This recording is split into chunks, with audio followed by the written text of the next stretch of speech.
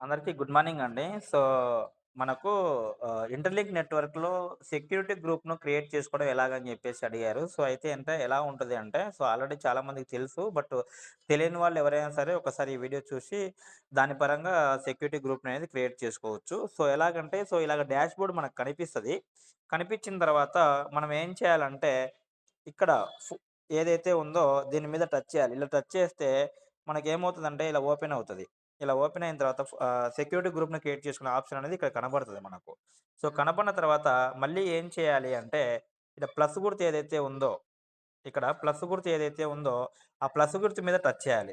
Plus గుర్తు మీద touch చేస్తే ఇక్కడ క్రియేట్ యువర్ గ్రూప్స్ ఐడీ అని చెప్పేసి అడుగుతది. అంటే మీ పేరు ఏదైనా క్రియేట్ చేసుకోవచ్చు. ఫర్ ఎగ్జాంపుల్ నేను నా పేరును క్రియేట్ చేసుకున్నట్టుగా మీరు కూడా మీ పేరును క్రియేట్ చేసుకోవచ్చు. పేరును క్రియేట్ చేసుకుంటే ఎలాగంటే ఎగ్జాంపుల్ చూపిస్తాను.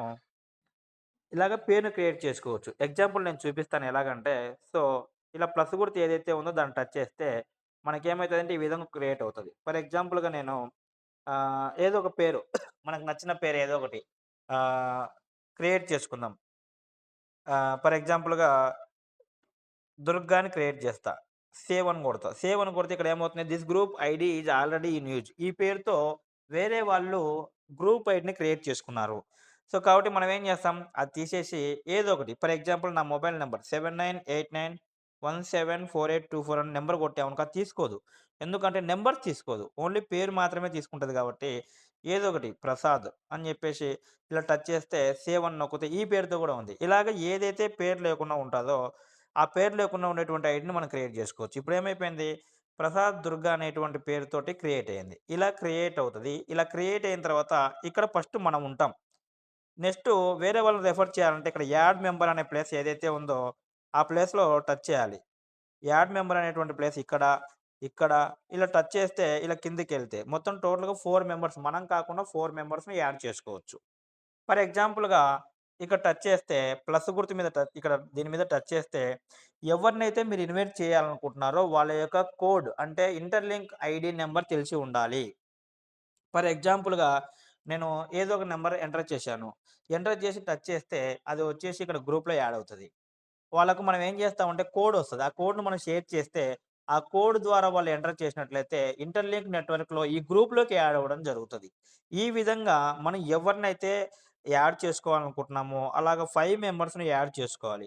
యాడ్ చేసుకున్నట్లయితే మనకెలా కనిపిస్తది అంటే, ఇంకొకటేంటంటే ఒక్కొక్కరు ఒక గ్రూప్‌లో ఉండడానికి ట్రై చేయండి. 4, 5 గ్రూప్‌లో ఉండడానికి ట్రై చేయకండి. దీని ద్వారా ఏమవుతదంటే అనవసరంగా ఒక గ్రూప్ మైనింగ్‌లో ఇంకొక గ్రూప్ మైనింగ్‌లో యాక్టివిటీ అనేది సరిగ్గా లేకపోతే వాళ్ళకి కూడా కాయిన్స్ అనేది ఎక్కువ రాకుండా ఉండడానికి అవకాశం ఉంటది. ఇలా గ్రూప్ క్రియేట్ చేసిన తర్వాత నేను ఆల్రెడీ గ్రూప్ క్రియేట్ చేశాను కాబట్టి ఇది చూపించడం జరుగుతా ఉంది. అంటే ఈ గ్రూప్‌లోంచి లీవ్ కావాలంటే ఇక్కడ ఉన్నటువంటి ఆ బటన్ టచ్ చేసినట్లయితే గ్రూప్‌లోంచి లెఫ్ట్ అవ్వచ్చు. లీవ్ గ్రూప్ అని చెప్పేసి కొడితే అక్కడ ఏమవుతదంటే గ్రూప్ మొత్తం వెళ్ళిపోతది. నేను ఆల్రెడీ గ్రూప్ క్రియేట్ చేశాను కాబట్టి ఆ గ్రూప్‌లో మైనింగ్ సెషన్స్ జరిగేటివన్నీ యాక్టివిటీ మొత్తం కనబడతది. ఈ గ్రూప్‌ను కూడా మనం ఎలాగైతే 4 గంటలకోసారి మైనింగ్ చేస్తామో ఇక్కడ 24 అవర్స్‌కోసారి అంటే ప్రతిరోజు 6:30, 7 తర్వాతకి మనం ఇక్కడ గూడా మైనింగ్ చేయాలి. అప్పుడు మాత్రమే మనకు టోకెన్స్ యాడ్ అవుతాయి. దీన్ని గమనించాలి. సో, ఇక్కడ టోకెన్స్ అనేది వచ్చిన తర్వాత ఇక్కడ చూపిస్తా ఉంది చూడండి. 20 అవర్స్ 33 మినిట్స్. ఇక్కడ ఈ టైం తర్వాత ఇక్కడ గూడా మనం మైనింగ్ చేసినట్లయితేనే మనకు ఆ మైనింగ్ టోకెన్స్ అనేది కూడా మళ్ళీ యాడ్ అవ్వడం జరుగుతది. సో, ఈ వీడియో అర్థమైందనుకుంటున్నా. ఒకవేళ ఎవరికైనా ఏదైనా అర్థం కానట్లయితే ఆ నంబర్‌కి కాల్ చేయండి. మాట్లాడండి. Thank you.